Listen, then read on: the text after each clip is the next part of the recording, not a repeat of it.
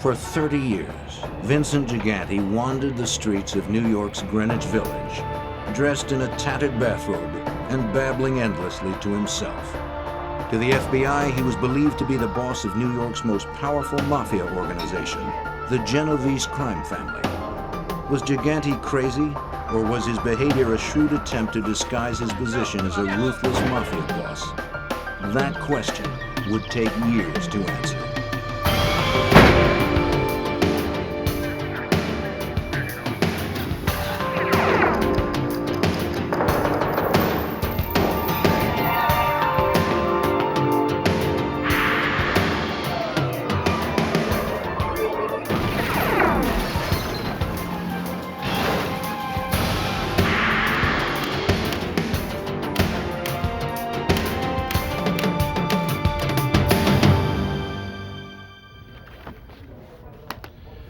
Every family has eccentrics, even crime families.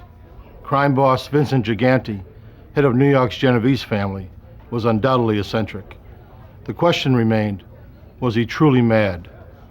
Justice rested on the answer. Outwardly, he roamed the streets as a doggedly old man, barely in touch with reality. But in the eyes of the law, he was a cunning conspirator and responsible for murder. I'm Jim Kallstrom, former director of the FBI's New York office. Organized crime takes a concerted effort to crack. The FBI is devoted to cracking it. The case against Gigante hinged on his ability to stand trial. Was his strange behavior an act of madness or a stroke of genius? Anyone who witnessed Gigante's ravings would have found it hard to believe that he controlled the largest and most profitable family in the New York Mafia, an organization with a long and bloody history. The origins of the Mafia can be traced back to 13th century feudal Sicilian society.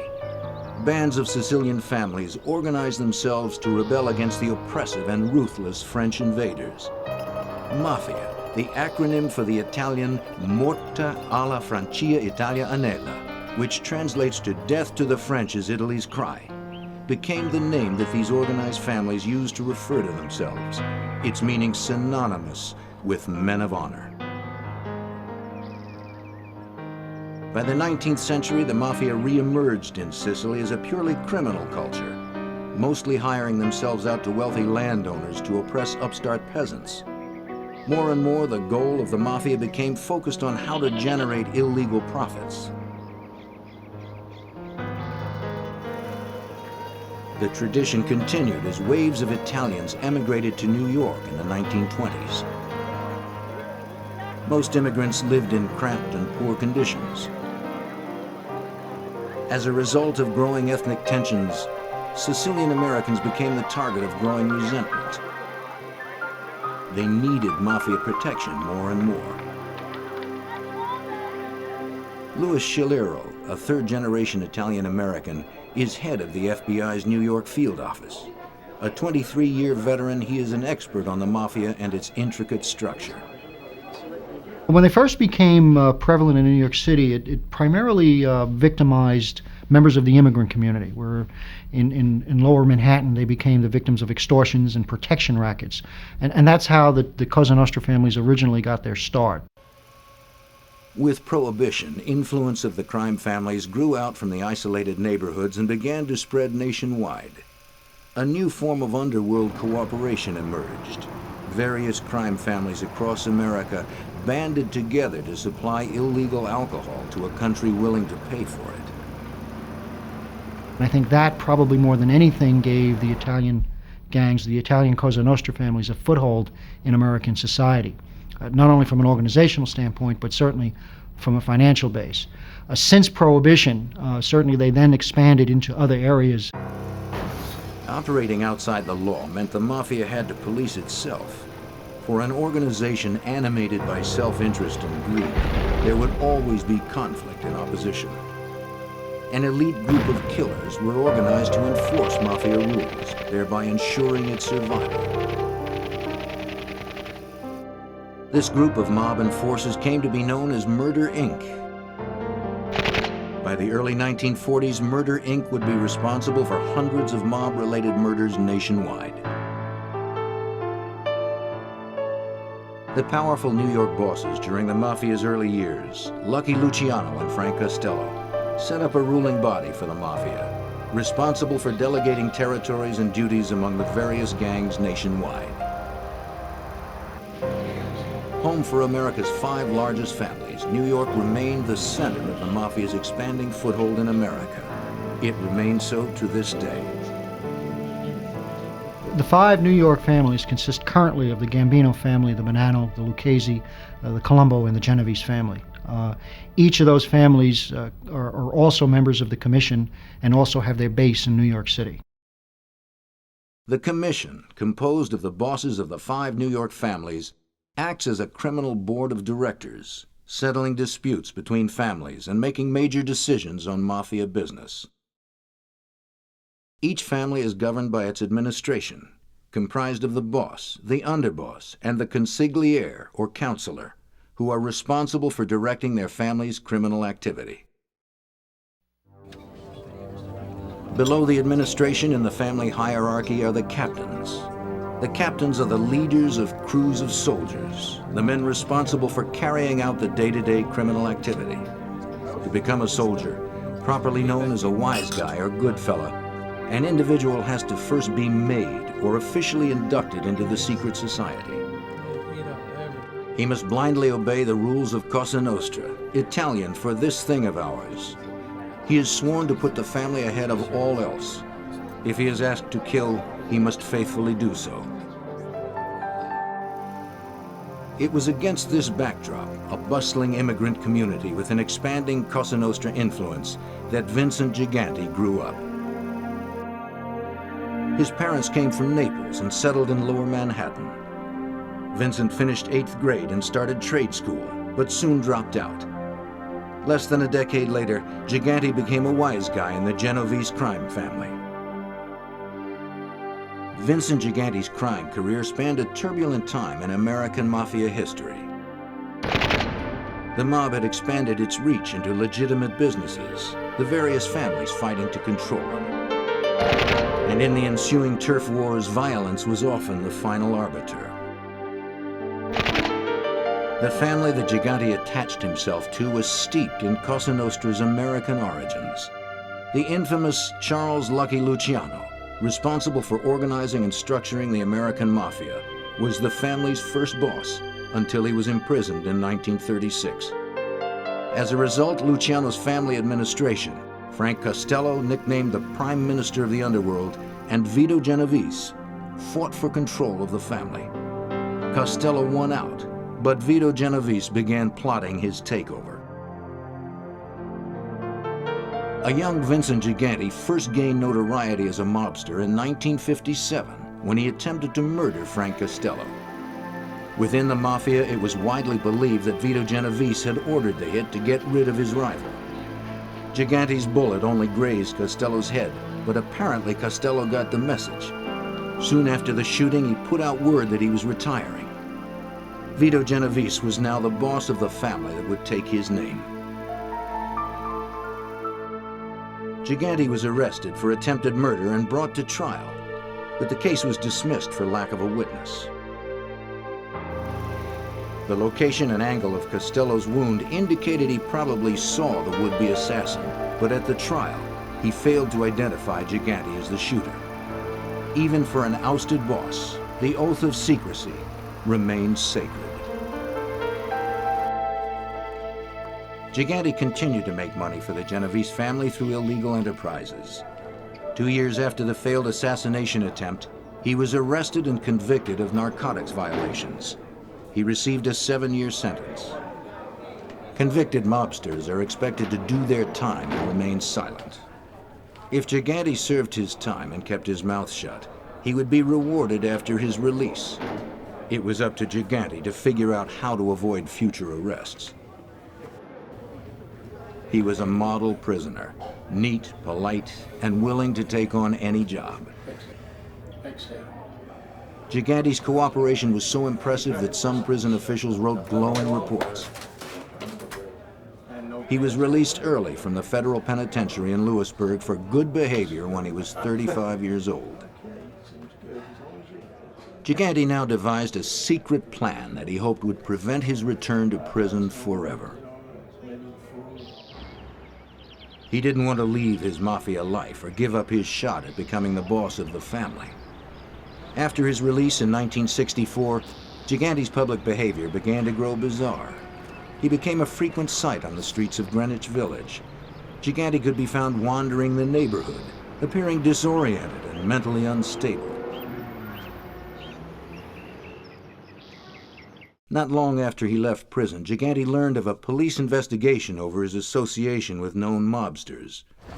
In 1969, he was indicted for attempting to bribe New Jersey police officers. Allegedly, he offered them money in exchange for information about surveillance and ongoing investigations in the Genovese family. Now, at almost 40 years old, he returned to his mental disability as a foil and checked himself into a psychiatric hospital for the first time. To support his story, Gigante and his relatives began to revise his medical history. While Gigante was at Lewisburg, his mother had been required to fill out a detailed family history. She said Vincent was a healthy, happy child. She noted only a speech impediment and a slight heart murmur. He had been a boxer, but never had a serious injury.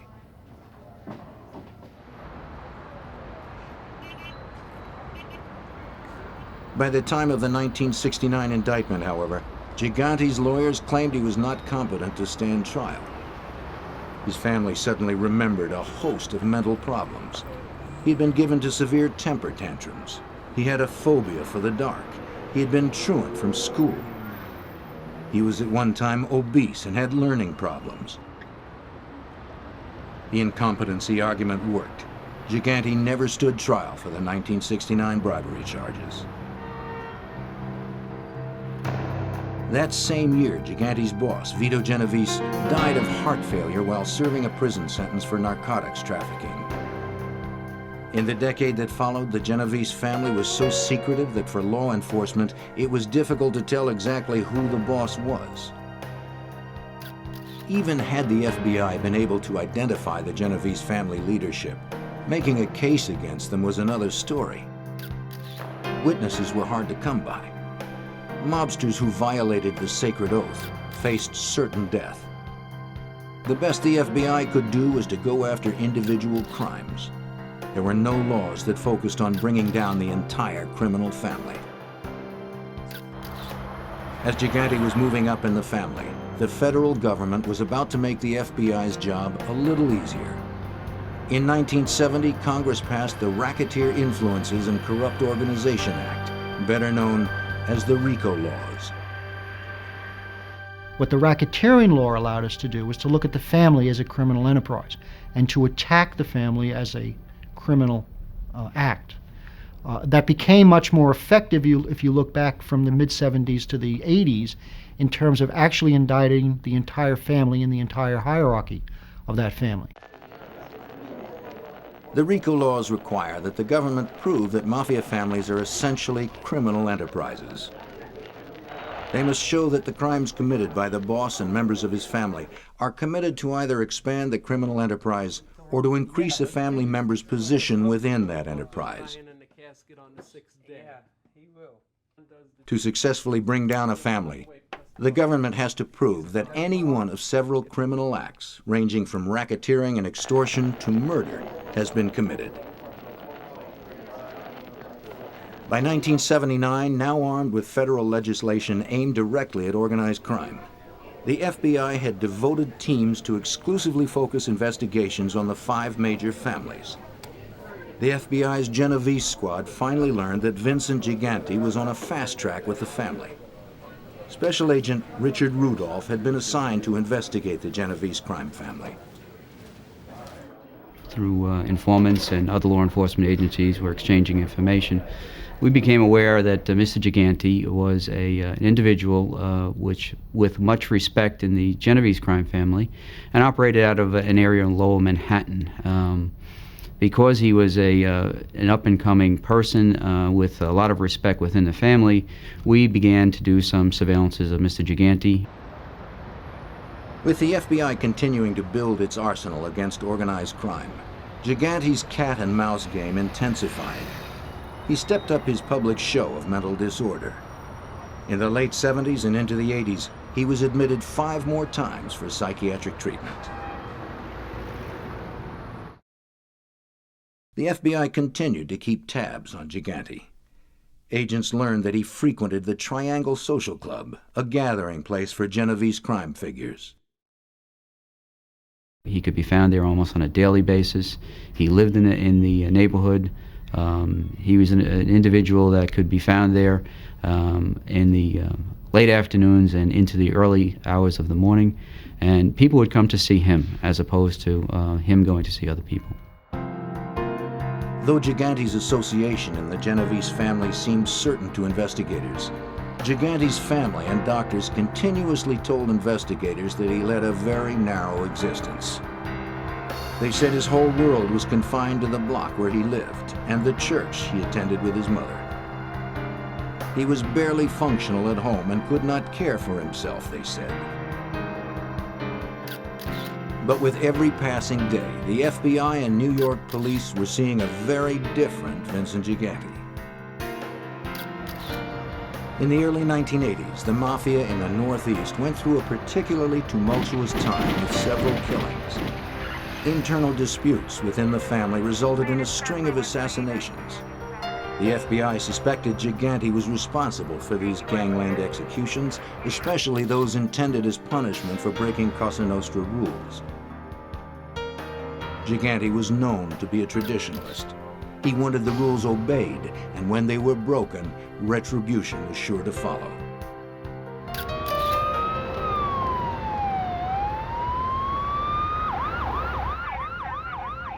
It started with the murder of Philadelphia crime boss Angelo Bruno. Although Bruno's family was well outside New York, all families answered to the members of the commission. Gigante was upset because Bruno had been assassinated by his own men in a grab for control of the family. A Cosa Nostra rule had been violated. No one can kill a boss unless the commission sanctions it, and they seldom do. It was rumored that Gigante himself launched an investigation into Bruno's murder.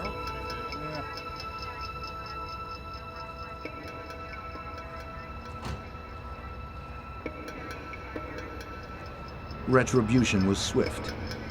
Less than a month later, Tony Bananas Caponegro, identified as one of Bruno's assassins, was found dead. He had been shot 15 times and stabbed in the back. His body was stuffed in a trunk, and $20 bills were littered around his body, a clear message that he was killed for his greed.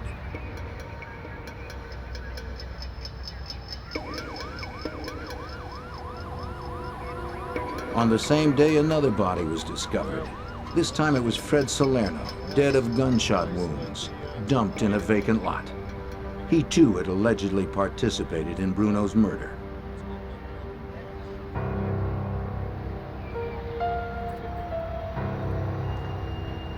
Phil Testa had taken Angelo Bruno's place as boss.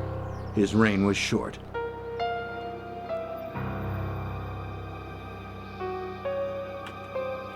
Almost a year after Bruno's execution, Testa was blown up entering his own home.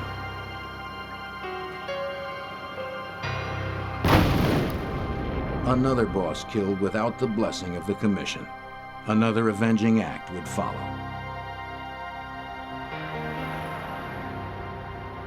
Rocco Marinucci was next, found dead with fireworks stuffed in his mouth. A gesture designed to show that he was killed for the way in which he had killed Testa.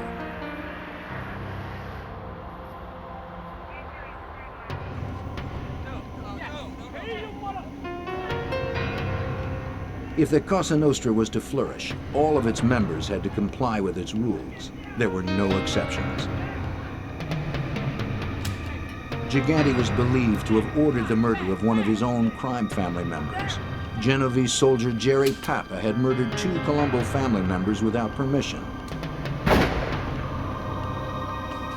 As punishment for his unsanctioned act, he was brutally shot and killed by members of his own criminal family.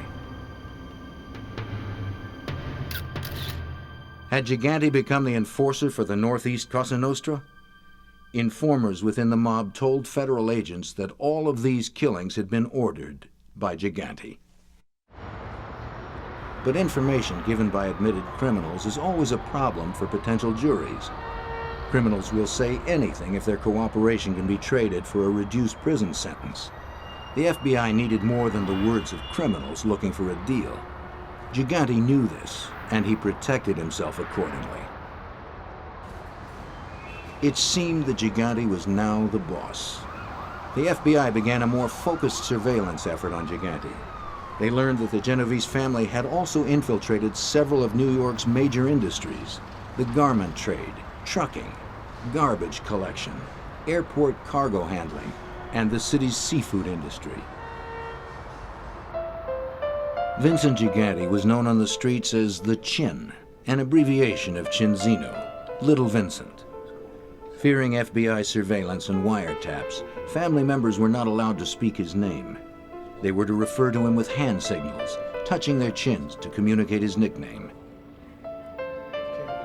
Bringing down the Chin was going to take every bit of know-how that the FBI could muster. They were going to have to create their own luck. As a surveillance team member watched one day, a telling crack in the Chin's ruse appeared. The seemingly frail man was being helped across a busy street. When oncoming traffic threatened, he became suddenly animated, racing to safety.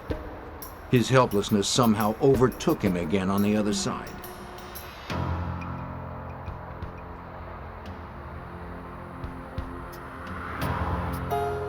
Clearly, there were two Gigantes, the mentally troubled one displayed to the public, and the determined boss of the Genovese administration. The FBI would soon learn of a third.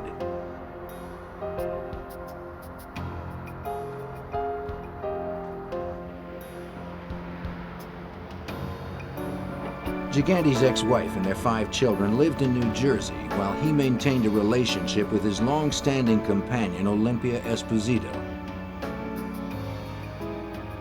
He usually called on her late at night, looking quite dapper before he was aware of the surveillance.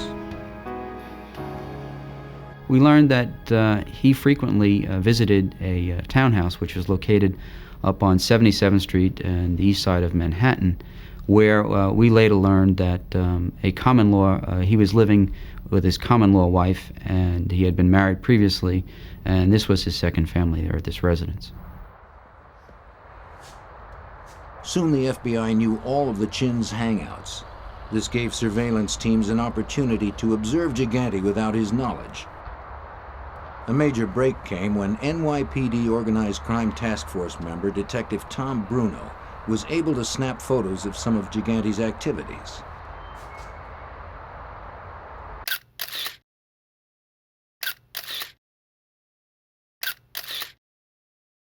In 1984, I was assigned to a joint organized crime task force. That task force consisted of FBI agents and New York City police officers, detectives, and we were assigned to investigate the Genovese crime family. Then the next step was to go to Sullivan Street, where Chin Gigante lived. His apartment was above a pet store, alleged pet store. And he also had a social club on the block. And when you'd go by the social club, you'd see numerous people that were in the photos. And you'd see them standing in front of, going inside, and then sometimes crossing the street, going to the pet store, which was where the Chin, we believe, met people. Pet store really never had any kind of business that we could see. It had a little cat box in the window, and basically that was it. More and more, Gigante was seen acting normally when he was unaware he was being watched. I see Chin Gigante and I see Andrew Gigante, which is his son, come out of his residence. And I'm just minding my business, walking up the block. Andrew leaves to get in his car, and Chin is standing on the corner, and he wasn't helped out of his building, and he was standing on the corner. Andrew gets in his car, pulls out. As he pulls out, there's a car coming up Sullivan Street. It blows the horn. Chin Gigante yells, "Hey, what are you, in a rush?" As he does this, I come into the lighted area. He looks, sees me, and all of a sudden his head goes down, and he plays the sick point.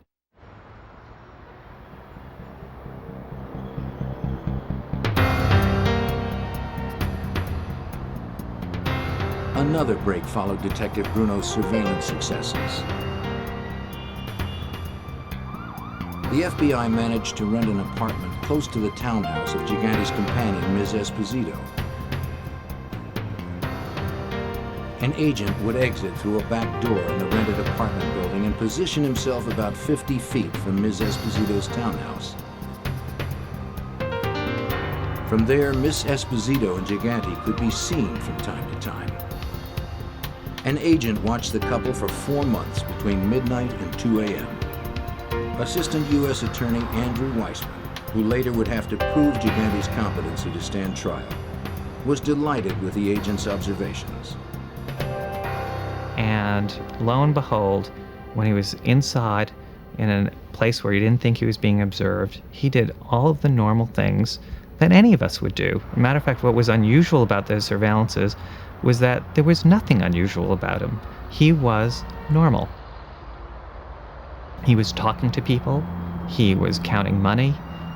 He never wore a shoddy bathrobe. Indeed, the only time he was seen in a bathrobe was, not surprisingly, when he got out of the shower. He would wear a nice, fluffy, Brooks Brothers type bathrobe, which was not at all like the bathrobes that he would wear when he was on the street. So it became pretty obvious to the people conducting the surveillance that he was engaging in a concerted effort to give an appearance to the public that was false, that was not the way he behaved in real life. Investigators continued to watch Gigante's bizarre public behavior. But photos themselves are only a single link in proving criminal activity. Investigators needed hard evidence to corroborate what the photos were suggesting, that Gigante was in fact the boss. One wiretap conversation between Genovese crew members gave investigators more proof of Gigante's position in the family. On the tapes, known Genovese members were complaining about the chin. Assistant U.S. Attorney George Stamboulidis reviewed these tapes to help prepare a case against Gigante. He's constantly nitpicking his men, trying to always, with a million questions, drilling them and questioning them on what they're involved in. He's always looking to get money from them, or money from some of the schemes and how he earned, and how much money he would make from the gambling operations at the Triangle Social Club and things like that. While Gigante micromanaged the internal affairs of his family, the tabloids began calling him the Odd Father. He would check himself in to a hospital once a year for what his colleagues in the Mafia sarcastically referred to as tune-ups, so that he would have a paper trail showing that he had some, or giving the impression that he had some mental condition. And with the assistance of people around him and people in his family, he was able to cultivate this paper trail, giving the impression to anyone who looked at the cold medical records that here's someone who, year in, year out, was being treated for some form of mental illness. Gigante knew how to protect himself, both publicly and privately. Mr. Gigante was very clever in how he conducted business, and he limited his contacts with members of the family. If there were messages or items to be discussed regarding illegal activities conducted by the Genovese family, there would be messages passed on to people immediately surrounding him. Access to him was very limited. If the other family wanted to meet with him, more than likely they would have to send a message. Gigante avoided the normal sit-downs or more formal meetings held regularly by other family bosses. He would take meetings when businesses demanded his attention. He and his visitors would stroll the sidewalks through the neighborhood, ensuring that surveillance wiretaps would not pick up any incriminating conversations.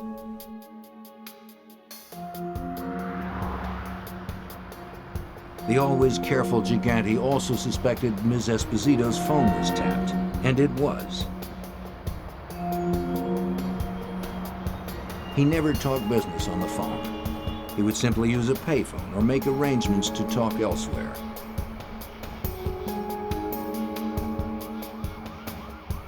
The FBI would not be able to use the Chin's own words to make a case against him.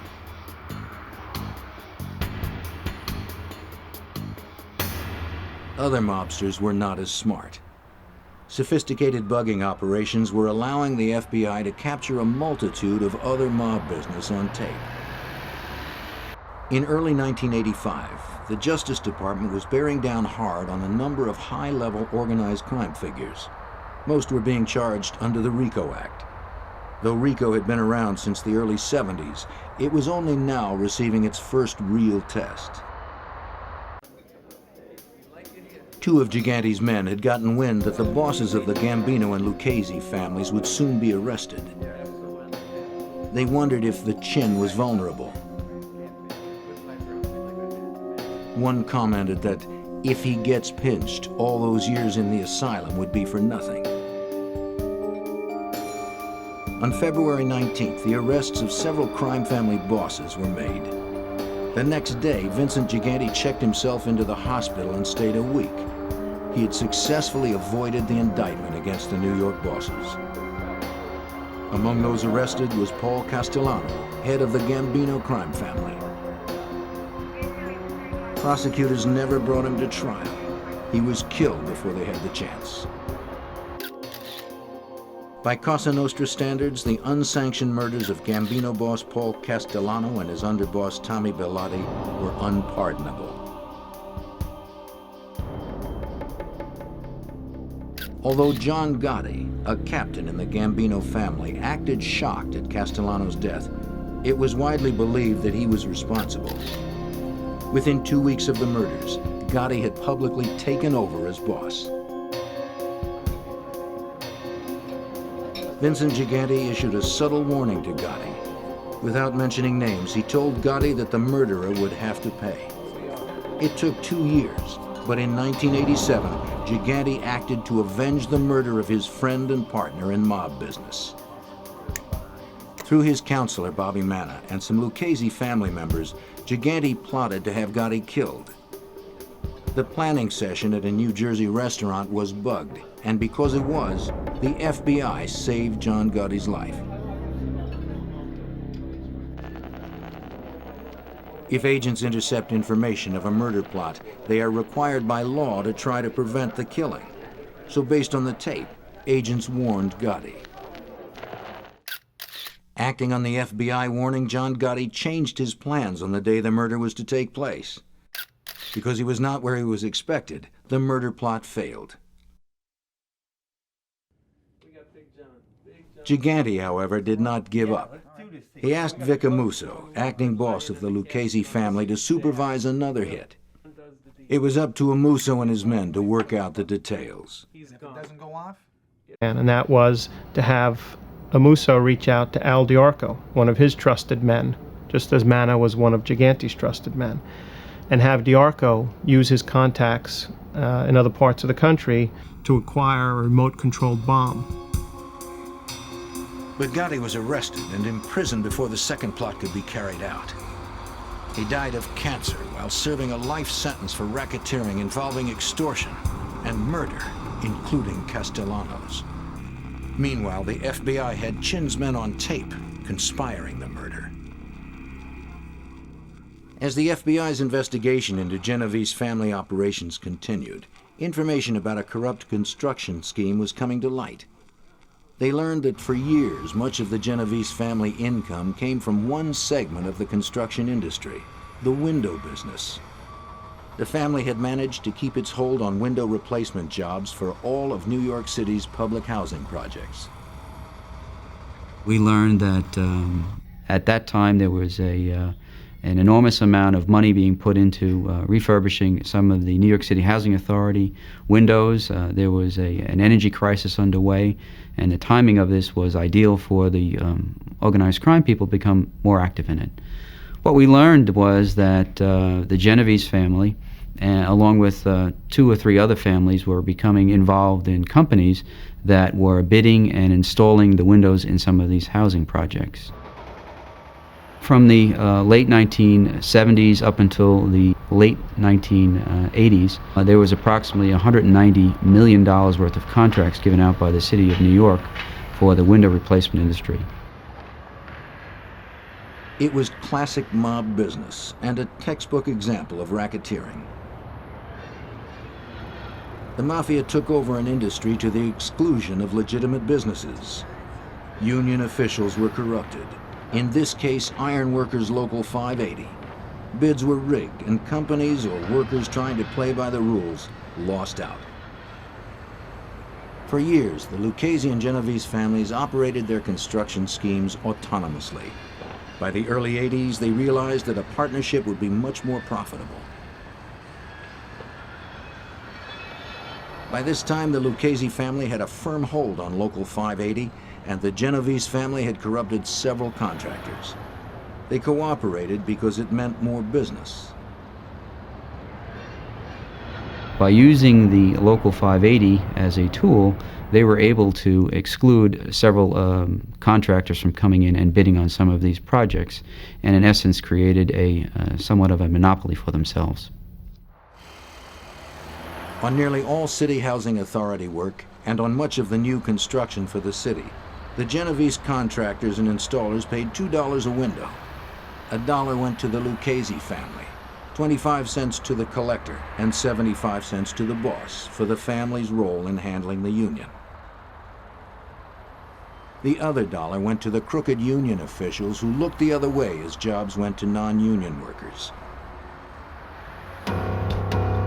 Refusal to cooperate often carried a penalty of violence. In the late 80s, a carpenters union delegate had both of his legs broken by Genovese men for refusing to cooperate, though he maintained that he was unable to get a good look at his attackers. And in 1992, a delegate from Local 580 was shot and killed coming out of his house on Long Island over a disagreement with his Cosa Nostra contracts.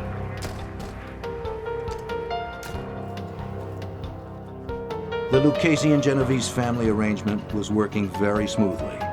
That is, until Peter Savino was persuaded to wear a wire. Savino was a Genovese soldier and point man for the window racket. We built a case on him, a murder case on him, and it was sufficiently compelling that he realized, like many of these people, that he didn't want to die in jail. So what did he do? He decided to cooperate. And for an 18-month period, made tape recordings of people in the Genovese family and people in the Lucchese family operating this scheme.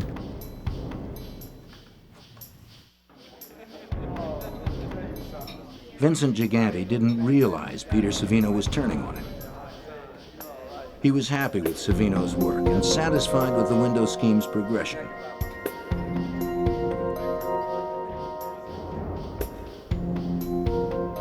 Savino kept track of the money. He managed the contracts. He supervised the bids. He arranged the payoffs.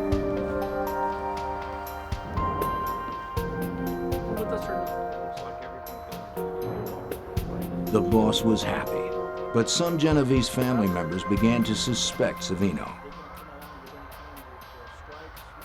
When bodies were found in the basement of a building he owned, Genovese members were surprised that he was never seriously investigated by law enforcement. As a result of that, people speculated, well, Savino wasn't arrested, yet these bodies were found in a building that's tied to him. Maybe he's cooperating, but nobody was really sure. Savino was a cash cow for Vincent Gigante. He was bringing in hundreds of thousands of dollars for the Genovese family every month. So when Gigante was told of Savino's betrayal, he chose not to believe it and initially refused to order him killed. Savino continued to wear the wire, trying to get other family members to acknowledge Chin and his position as boss of the family. Gigante's troops, however, could never be persuaded to break the boss's rule about not mentioning his name. Remember Uniseal? Vincent had said when it came time to bid. Oh, okay, I'll mention him. He had said to go out and bid the work. It was, don't mention that name. How can you talk like that? That was pretty damning proof. Even though it didn't give you a specific crime, it told you that this was a man to be feared. It was hardly somebody who was incompetent. Shortly thereafter, it came to Gigante's attention that Savino was in fact cooperating. Furious at this betrayal, Gigante ordered the murder of Peter Savino.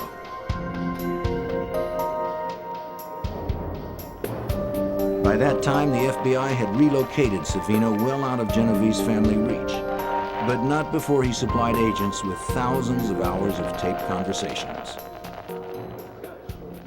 Mr. Savino was also in a position to provide us with the historical aspects of how this scheme developed, his relationship with the leaders of both the Lucchese and Genovese crime family, and what their participation was in this thing. Mr. Savino also was able to tell us how the various members of all of these families interacted with Local 580, which was used, again, as the tool to make the scheme work. The FBI was successfully employing the RICO laws to bring down New York's most powerful bosses. As a result, high-ranking family members saw that their only way to avoid long prison terms was to cooperate. Among them were Gambino family underboss Salvatore Sammy the Bull Gravano. Gigante was finally arrested and charged under the RICO laws with ordering 6 people murdered, conspiring to kill 3 others, and at least 24 counts of racketeering. In short, Gigante was charged with being the boss of the Genovese crime family. But Gigante still had his mental illness history to fall back on. Mr. Gigante was indicted in May of 1990, and his second indictment was filed against him in June of 1993. The case against Mr. Gigante was unusual, that it spanned several years before it actually went to trial. He eventually went to trial in June of 1997. During that period of time, the issue that was before the courts was that whether he was competent to stand trial or not. That issue was finally resolved in 1996. 7 years after his arrest, a federal district judge declared Vincent Gigante competent to stand trial. Vincent the Chin Gigante was 69 years old when a jury convicted him of conspiring to kill 3 Mafia figures, including Gotti and Savino.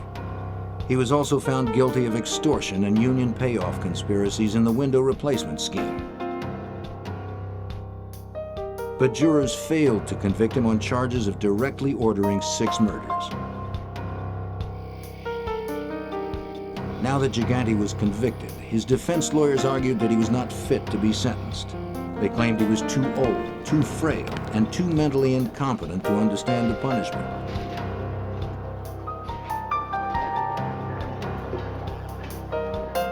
While awaiting sentencing, Gigante was confined to a prison hospital and examined by several doctors. Gigante was given several PET scans, a procedure that uses a radioactive tracer to measure brain chemistry. A 1991 scan, first read as normal, was later found to be too flawed to use in diagnosis. A 1993 scan did show some abnormalities. But at least one expert, Dr. Jonathan Brody, judged these abnormalities as not consistent with dementia. Dr. Brody is an attending psychiatrist at New York's Bellevue Hospital and a professor at New York University's School of Medicine. He also conducts research on schizophrenia. Mr. Gigante, at the time of the scan, was purportedly taking medication that affects the brain. And because it affects the brain, it affects brain chemistry, and brain chemistry is what a PET scan is all about. Gigante was taking an antipsychotic medication and antidepressants, a low-potency tranquilizer, and sleeping pills. So Dr. Brody was skeptical about the PET scan, but had yet to examine the patient. When the three of us entered the observation room, the examining room where he was then brought, I was struck at first by his appearance, which I said made me think, oh my God, he really is sick. I've missed the boat. He's really very sick. He came in wearing a bathrobe, he was shuffling, he was mumbling, he was making allusions to God. But as the examination progressed, some of Gigante's actions began to raise doubts. But one of the things that really struck me was that I didn't note at the time, but I noted a few seconds later, was when I put out my hand for him to shake it, he didn't shake it. And that's a very automatic behavior. You put your hand out, your worst enemy can put his hand out to you, and you tend to take it. How about this way? When Gigante was asked the names of his children, he didn't know. When he was asked where he lived, he didn't know. And yet, these are things that people tend not to forget. You know, the brain in a dementia tends to work on the process of accounting. The last in, first out. So recent memory tends to be lost, but that's why people who are very demented can often remember very well events from long ago, even if they can't remember recent events. Well, he was not consistent on that. Indeed, he was asked the question about who the President of the United States was, which is a standard question on a psychiatric mental status evaluation.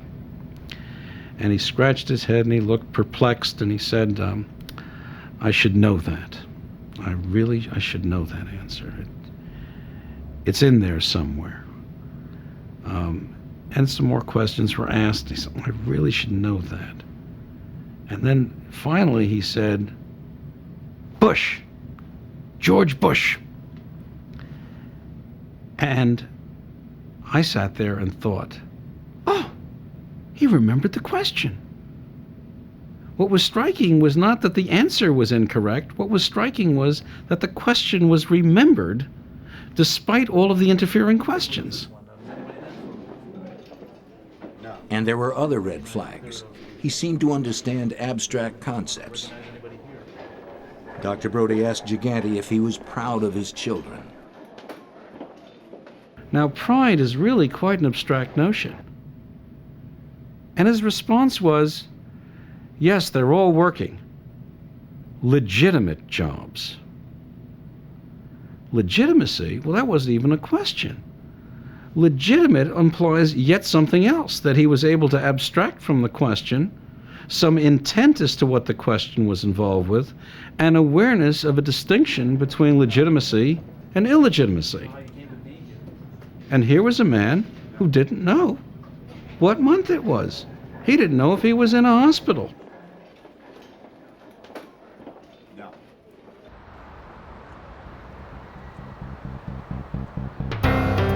These and other inconsistencies contributed to Dr. Brody's conclusion that Gigante did not suffer from progressive dementia, vascular dementia, or schizophrenia.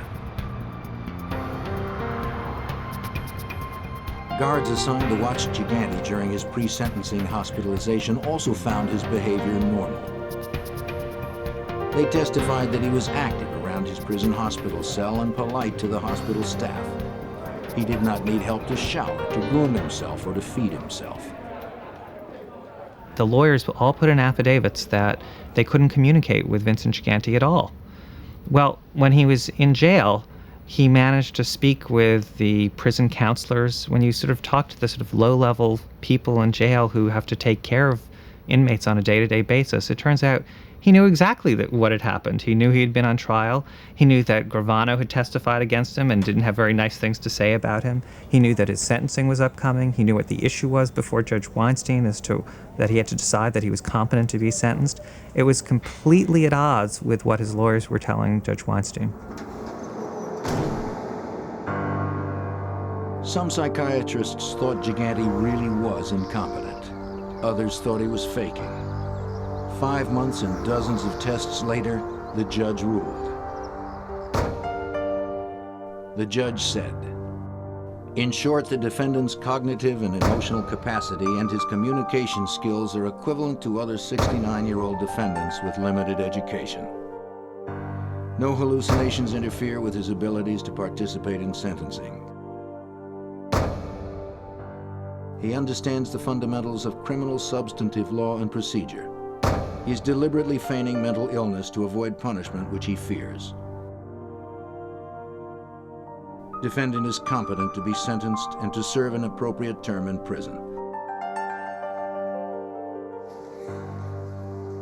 Schiliro described efforts of the FBI and prosecutors as historic and courageous.